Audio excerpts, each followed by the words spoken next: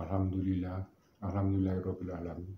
Wassalatu wassalamu ala asyrofil anbiya'i wal mursalin wa ala alihi washabihi ajmain. Amma ba'd.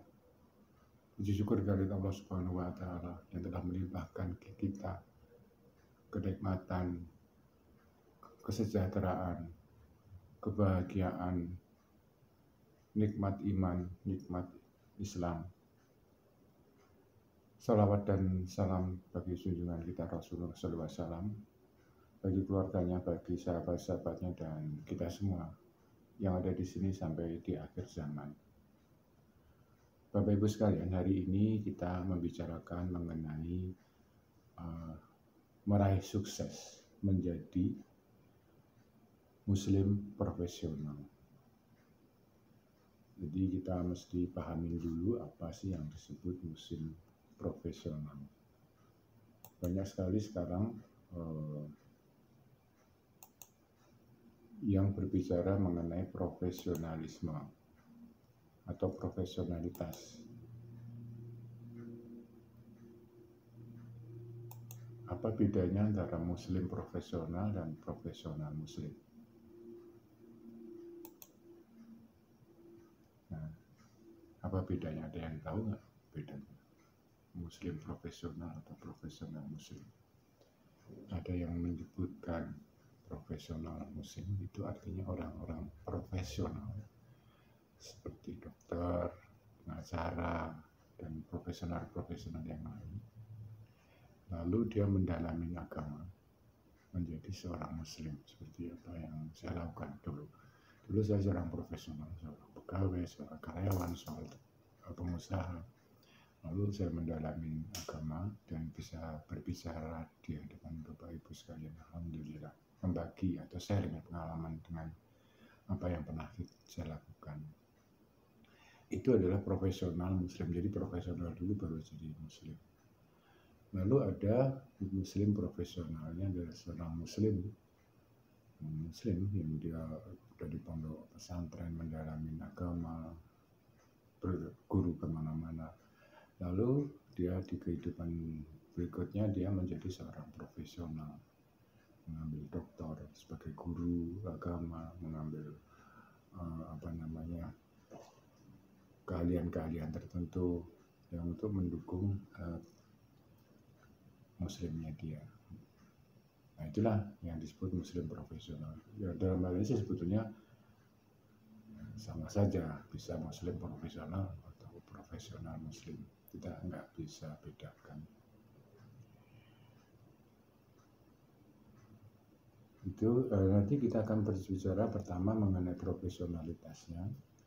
Yang kedua, untuk menjadi profesional itu syaratnya adalah harus punya etos kerja, etika dia bekerja. Ya, seorang dokter kalau dia tidak punya etika, ada pasiennya ditinggal atau ada pasiennya saking menunggu dan dia enak-enak jalan-jalan dan seterusnya, itu kan nggak profesional kan kita sebut. Begitu juga kalau ada pengacara atau ada katakanlah tukang las misalnya, dia profesional di tugasnya dia, tapi dia tidak mendalami ilmunya atau tidak punya kompetensi di dalam ilmunya, ya dia nggak bisa disebut profesional. Dia nggak punya etos kerja, etika dia kerja. Itu yang nanti kita akan bahas. Etika ini akan menimbulkan apa yang namanya amal soleh.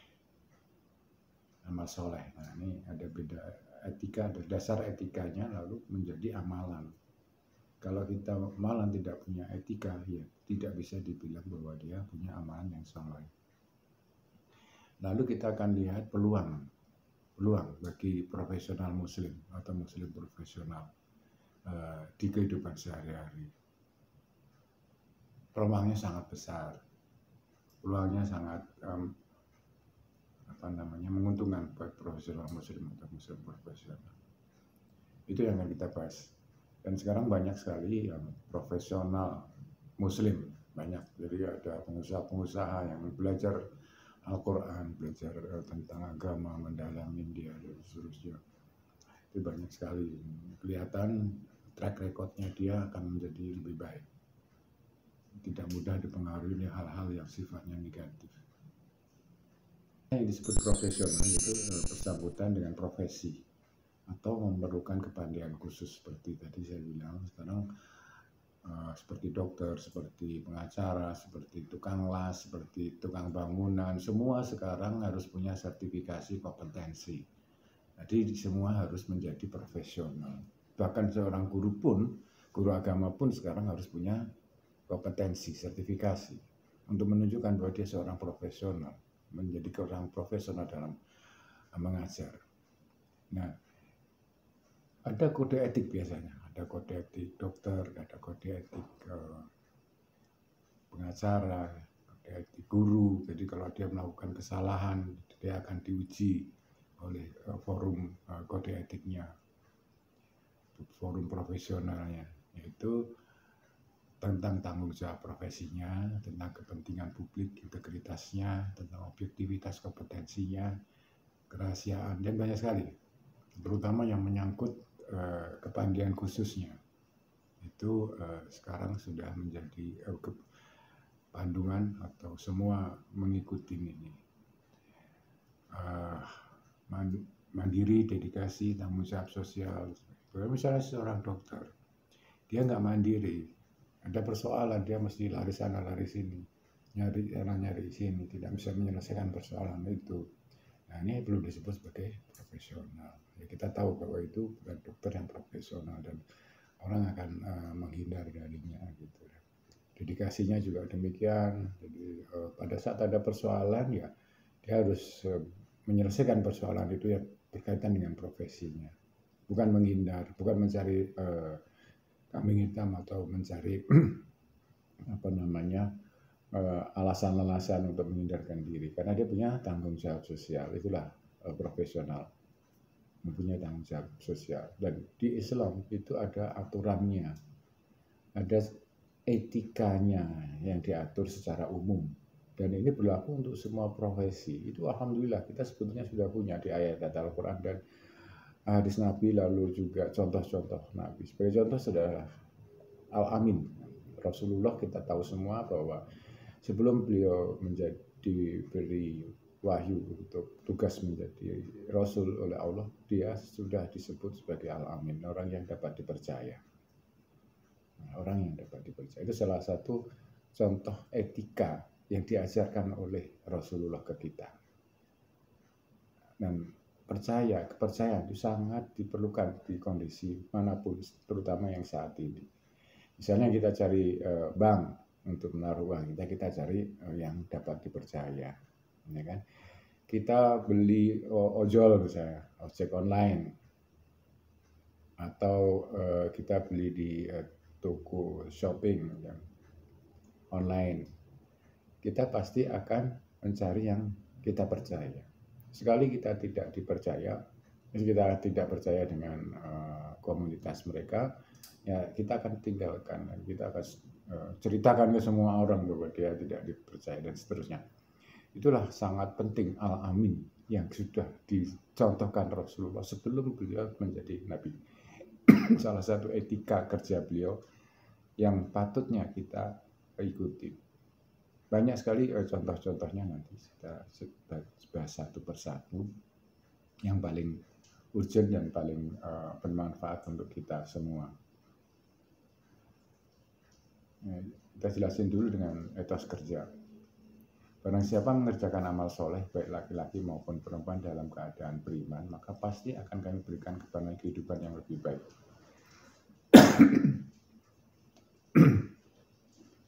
Etos kerja dan amal soleh. Jadi rangkaiannya adalah seperti panah di bawah ini.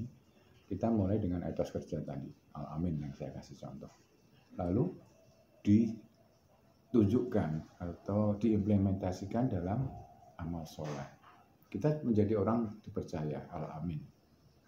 Lalu pada kehidupan sehari-harinya kita tunjukkan bahwa kita memang pribadi Al-Amin yang dapat dipercaya. Dikasih tanggung jawab oleh atasannya, ya kita jalankan. Diberi waktu jadwal oleh atasannya, kita jalankan sesuai waktunya, dan seterusnya. Itu yang dipercaya. Dan menjadi amal soleh, yaitu perbuatan yang mengejawantahkan etos kerjanya. Kalau etos kerja alamin cuma disebut-sebut aja, oh saya alamin, tapi kan amal solehnya nggak kelihatan juga, nggak bisa kan. Nah, itu yang bedanya antara etos kerja dan alamin. Etos kerja dan amal soleh. Amal soleh itu campuran dari segala macam, ada dedikasi, ada mandiri dan seterusnya. Itu menjadi amal soleh. Nah, lalu amal soleh inilah yang menjawab tantangan dan untuk meraih peluang. Seperti yang saya tadi bilang, kalau kita dipercaya menjadi pribadi alamin yang dicontohkan oleh Rasulullah, banyak orang yang akan percaya ke kita, banyak orang yang mengasih kerjaan ke kita, kan? Banyak orang memberikan peluang kepada kita, dan seterusnya karena kita dipercaya. Tapi sekali kita langsung di ujian, orang tidak akan percaya. Itu inti daripada etos kerja dan amal soleh. Ini saya ambilkan cuplikan dari Kiai Haji Toto Tasmarah. Beliau ini yang mengadakan atau membuat tulisan-tulisan mengenai etos kerja Islam. Beliau sebutkan ciri-ciri orang yang punya dan menghayati etos kerja akan tampak dalam sikap dan tingkah lakunya yang dilandaskan pada suatu keyakinan yang sangat mendalam bahwa bekerja itu ibadah dan berprestasi itu indah. Jadi kalau kita punya etos kerja, itu akan tampak dalam pekerjaan kita sehari-hari. Misalnya etos kerja menepati waktu, nanti kita bahas. Tepat waktu itu adalah etos kerja. Rasulullah juga menyarankan. Sholat aja kita harus tepat waktu. Sholat mengajarkan kita untuk kita tepat waktu. Dan sesuai dengan aturan. Itulah etos kerja yang harus kita miliki. Sebagai seorang muslim profesional. Kalau kita nggak menghargai waktu, ya pasti orang lain akan tidak menghargai kita. Sebagai contoh, waktunya janjian mau ketemu, terlambat. Alasannya macet. Ya macet jadi dulu juga macet gitu kan. Jadi harus punya perhitungan. Itulah yang disebut profesional. Kalau mau rapat jam 10, ya kita mesti hitung jam 10 kurang 10 sudah harus sampai di tempat. Nah, caranya bagaimana? Tarik mundur. Saya harus berangkat dari rumah jam 6 misalnya karena macet, karena harus naik kendaraan umum dan sebagainya kan. Kita udah tahu tiap hari berapa lama, ya, perjalanan. Nah, itulah etos kerja kita. Kalau kita punya etos kerja, ya orang bisa lihat, orang ini nempatin waktu enggak gitu. Orang ini suka terlambat enggak, orang ini banyak alasan atau tidak gitu kan. Itu akan terlihat kebiasaannya sehari-hari. Nah, yang penting adalah seperti yang Kiai Haji Toto Tasmarah ini sampaikan, bahwa itu berdasarkan pada keyakinan bahwa kerja itu ibadah. Itu yang penting. Jadi kita nggak meremehkan waktu tadi. Karena Allah juga sudah mengingatkan di surat Al-Asr, janganlah jadi orang yang merugi kalau kita tidak menghargai waktu.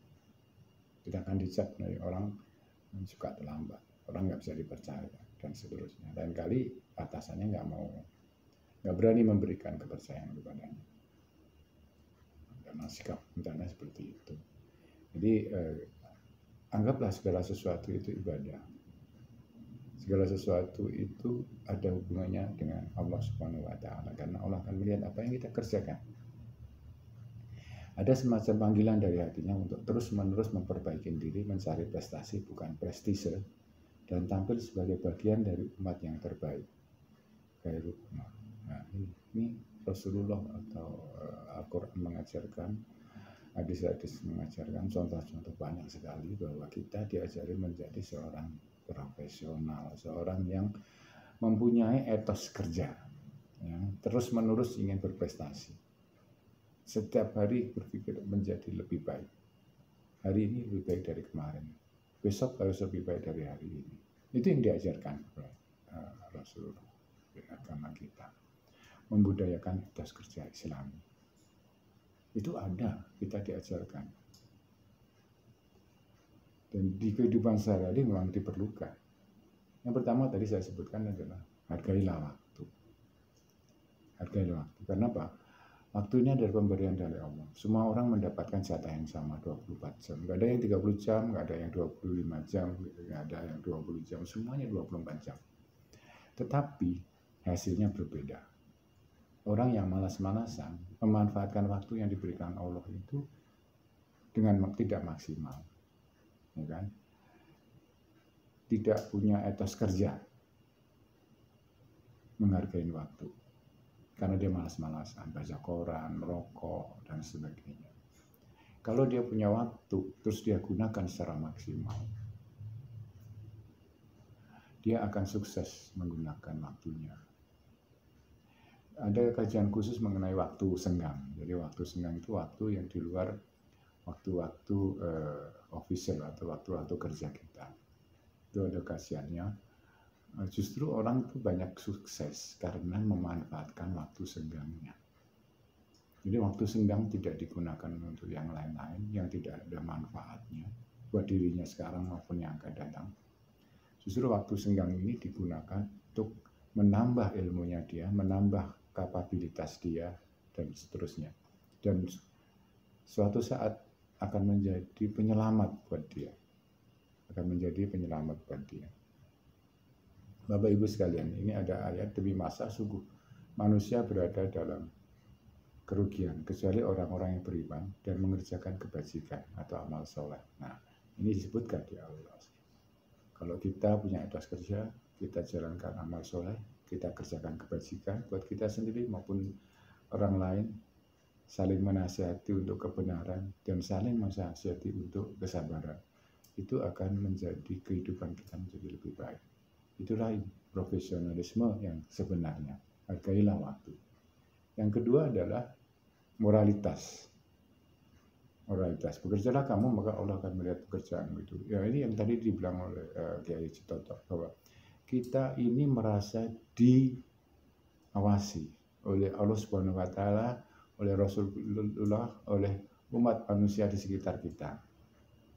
Nah, dan orang-orang mukmin. Kita diawasin oleh mereka. Allah ingatkan itu.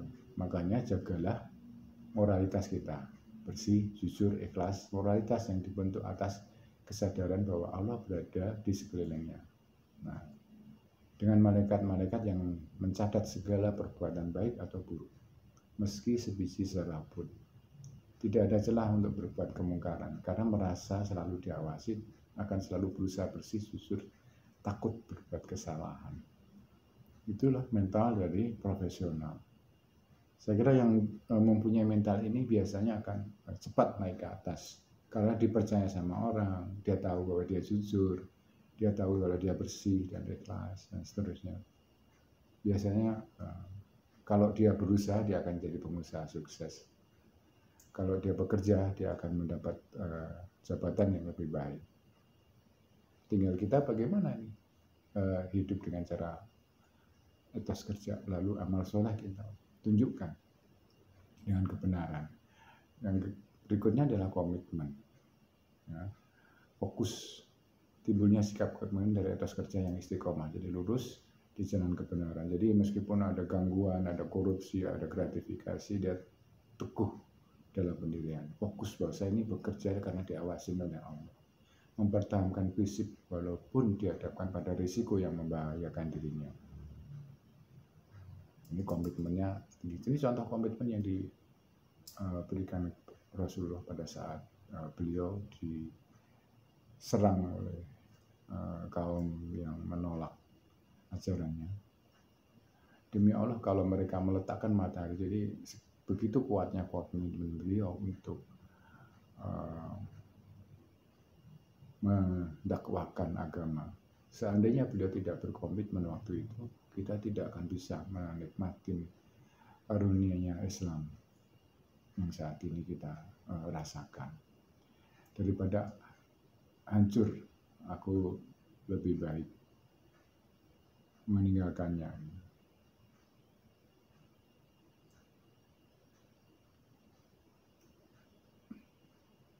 Lalu berikutnya adalah percaya diri. Seorang profesional itu harus percaya diri. Kalau dia nggak percaya diri, ya Bagaimana? Sebagai contoh ada kasus persoalan anak orang sakit. Karena dengan ilmunya dia percaya bahwa dia bisa. Kalau dia nggak bisa, dia akan merujuk ke yang lebih punya profesinya, spesialnya. Nah, itulah percaya diri. Janganlah kamu berputus asa dari rahmat Allah. Jadi nggak boleh kita berputus asa. Aduh, kok susah banget ini masalah ini. Saya bingung bagaimana ini menyelesaikan. Nggak boleh begitu. Kita nggak boleh putus asa. Istighfar. Tanyakan kepada Allah Subhanahu Wa Taala apa yang harus dilakukan. Berani menghadapi tantangan, pantang menyerah. Keberanian dalam bersikap walaupun dalam kondisi yang tidak biasa. Allah akan memberikan cahaya, kekuatan, dan keberanian. Dan akan kita teruskan kepada orang-orang di sekitar kita. Karena kita menjadi panutan di sekitarnya. Hanya Allah Ta'ala yang mendukungnya, melindunginya, dan memberi petunjuk. Allah Ta'ala yang maha tahu atas segala persoalan, maha besar dan maha pemberi petunjuk. Nah, ini bedanya. Bukan bedanya, inilah ciri daripada muslim profesional. Jadi profesional yang muslim, dia bekerja itu efektif dan produktif. Karena sudah diajarkan di agama kita. Segala sesuatunya ditata. Dia sudah diajarin untuk mengikuti 5 waktu sehari. Segala sesuatu dilakukan dengan efisien, tidak mengambur-amburkan, tidak dengan boros, karena boros adalah temannya setan. Jadi misalnya mengelola keuangan. Ada ayat yang menyebutkan bahwa pertama kita tidak boleh boros. Yang kedua, gunakanlah uang kita untuk yang kita perlukan, bukan untuk yang kita inginkan. Nah, itu yang akan menjadi kita muslim yang efektif, muslim yang produktif. Karena 1 rupiah yang kita terima, kita tidak ambur-amburkan. Kita hitung, gunakan untuk kepentingan yang diperlukan, bukan kepentingan yang diinginkan. Nah, itu yang diajarkan.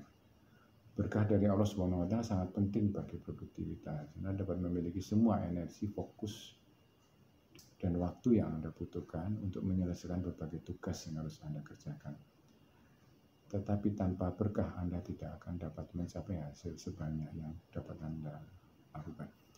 Jadi untuk produktivitas itu perlu petunjuk dari Allah, arahan dari Allah, istiqomah. Tanpa itu kita tidak akan pernah bisa menjadi muslim yang produktif. Sedikit-sedikit melenceng, sedikit-sedikit ikutin gangguan. Sehingga kita tidak fokus, tidak istiqomah. Nah, ini disampaikan oleh Muhammad Faris di dalam bukunya Muslim Produktif. Beliau ini peneliti mengenai kegiatan muslim di Eropa. Dia punya komunitas muslim produktif, dan bukunya ini sangat bagus. Dia bisa sampaikan dan sangat laris seluruh dunia. Muhammad Faris, jadi ingat nama dia. Ini tentang produktivitas muslim, karena mereka mengalami banyak kendala, banyak masalah. Seorang muslim hidup di minoritas, di negara yang minoritas. Berbeda dengan kita mayoritas. Tapi beliau ini minoritas. Gangguannya jauh lebih tinggi. Apa yang dihadapin jauh lebih tinggi. Tapi dia ingin menjadi muslim yang produktif. Muslim yang tidak kalah produktivitasnya dengan yang lain. Dia harus memenangkan persaingan dia dengan yang lain. Itu mereka punya komunitas. Dan dia membuat satu formula bahwa ternyata untuk menjadi produktif itu perlu berkah dari Allah Subhanahu Wa Taala. Kalau dia sebutkan di sini, tidak akan bisa mencapai produktif kalau ada berkah. Berkah itu artinya hidayah, petunjuk, dan lain sebagainya dari Allah Subhanahu Wa Taala. Oleh karena itu muslim diperlukan di sana, karena kita bisa mendapatkan itu semua kalau kita dekat dengan Allah. Kalau sehari 5 kali kita ketemu dengannya. Istiqomah. Nah, istiqomah itu jalan yang lurus, kebenaran, tidak boleh belok, yang menguras energi, waktu, dan menjadi boros dan tidak efisien. dan istiqomah ini yang membawa berkah dari Allah Subhanahu wa taala. Hidup lebih produktif dengan energi dan waktu yang sama dapat mencapai hasil lebih banyak. Itu pentingnya bahwa kita menjadi profesional. Menjadi muslim yang profesional. Kalimat muslim di sini adalah yang membatasi kita, yang menjaga kita, yang mengarahkan kita karena kita dekat dengan Allah. Menjadi seorang muslim. Menjadi seorang profesional ini lebih dekat dengan pekerjaan, lebih dekat dengan kapabilitas, kompetensi dan seterusnya. Nah ini kalau digabungkan muslim dan profesional itu menjadi profesional yang mempunyai iman, yang mempunyai kekuatan di dalam dirinya, mendapatkan hidayah setiap kali ada masalah. Karena dia punya etos kerja. Dengan etos kerja ini dia lebih dekat dengan Allah Subhanahu wa taala. Lalu mandiri dalam hal ini dia bukan maunya sendiri gitu ya. Mandiri ini dia profesional yang diajarkan Rasulullah. Seperti yang disampaikan di hadis riwayat Bukhari, Nabi Daud tidak pernah makan kecuali dari tangannya sendiri. Maksudnya tidak meminta-minta, karena meminta-minta itu pun juga tidak disukai oleh Allah. Dia berusaha dengan kreativitasnya sendiri untuk bisa mandiri. Namun dia harus sinergi karena hidup di dunia ini tidak bisa sendirian. Dia harus memanfaatkan faktor-faktor lain yang ada di sekitarnya untuk memenangkan satu persaingan atau menangkan suatu aktivitas, menjadikan progres, menjadikan unggulan. Dia harus sinergi. Dia tidak tahu mengenai IT, dia harus cari teman yang mengenal IT. Dia tidak tahu tentang keuangan, dia harus mencari sumber-sumber atau informasi tentang keuangan. Jadi tidak menunggu orang lain, uluran tangan orang lain.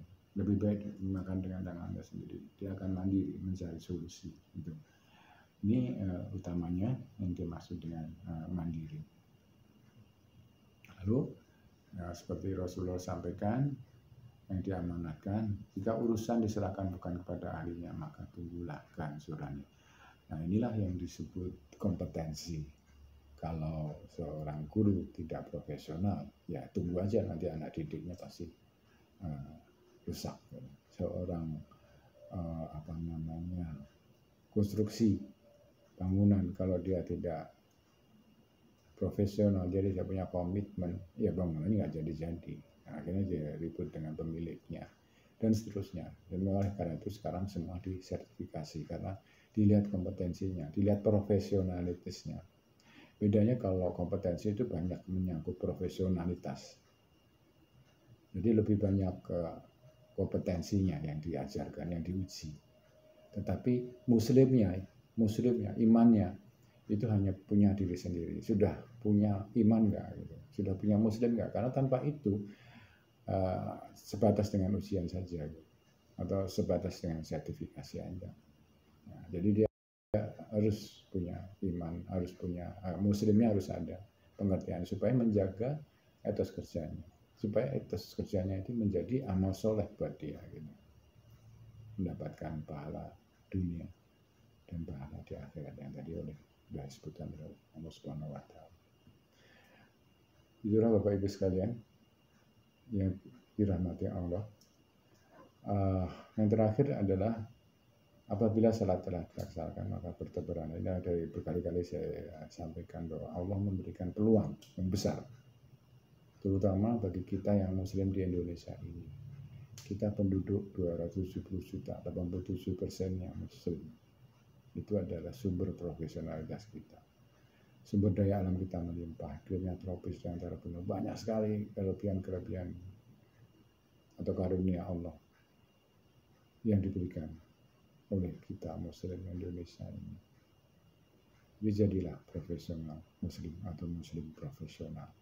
Karena dengan cara begitu kita bisa memenangkan persaingan, kita bisa mendapatkan kesejahteraan di dunia maupun kebahagiaan di akhirat. Karunia Allah cukup banyak. Aku seorang muslim profesional, aku ahli dalam bidangku, aku memiliki etos kerja, disiplin, tepat waktu dan lain sebagainya.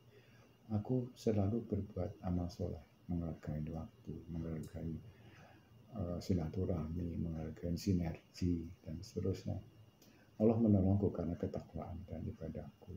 Aku siap menghadapi tantanganku dan memanfaatkan setiap peluangku untuk dapat kesejahteraan dunia dan kebahagiaan di akhirat. Itulah yang kita harapkan semua ada di dada kaum muslim di Indonesia untuk kita bisa maju bersama, insya Allah.